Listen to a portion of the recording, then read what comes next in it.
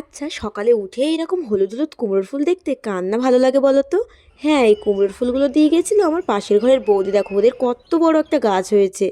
তো এদিকে কুমড়োর ফুল দিয়ে গেছে, আর অন্যদিকে দেখো বর বাজার থেকে নিয়েছে কাতলা মাছ। কাতলা মাছগুলোকে প্রথমেই দেখে ভেবেছিলাম দই কাতলা বানাবো, কিন্তু ওই যে তেনার পছন্দ না, তিনি খাবেন না দই কাতলা, তিনি খাবেন আলু দিয়ে টমেটো দিয়ে মশলা কষিয়ে কাতলা মাছের ঝোল।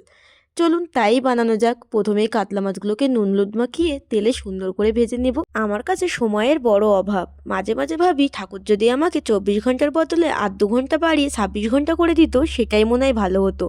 গ্যালারি ফুল হয়ে যাচ্ছে, কিন্তু ভিডিও আর কন্টিনিউ ছাড়া হচ্ছে না। আমাদের মধ্যে অনেকে আমাকে পার্সোনালি এসএমএস করে বলেছো যে দিদি ভিডিও কেন পাচ্ছি না, ভিডিও দাও, তোমার ভিডিওগুলো দেখতে খুব ভালো লাগে। হ্যাঁ, ভিডিও অবশ্যই দেব, আসলে সময়ের অভাবে আমার ভিডিও পোস্ট করা হচ্ছে না। কথা বলতে বলতে কিন্তু আমার রান্নাটা অনেকটাই এগিয়ে গেছে, মশলাটা কিন্তু কষে গেছে। এবার মশলার মধ্যে দিয়ে দিচ্ছি ভেজে রাখা আলুগুলো। ভেজে রাখা আলুগুলো দিয়ে একটু নাড়াচাড়া করে দিয়ে দেবো গরম জল, এবং ঢেকে রাখবো একটু চেরা কাঁচা লঙ্কা দিয়ে। তারপরে কিন্তু ফুটে উঠলে দিয়ে দেবো মাছগুলো।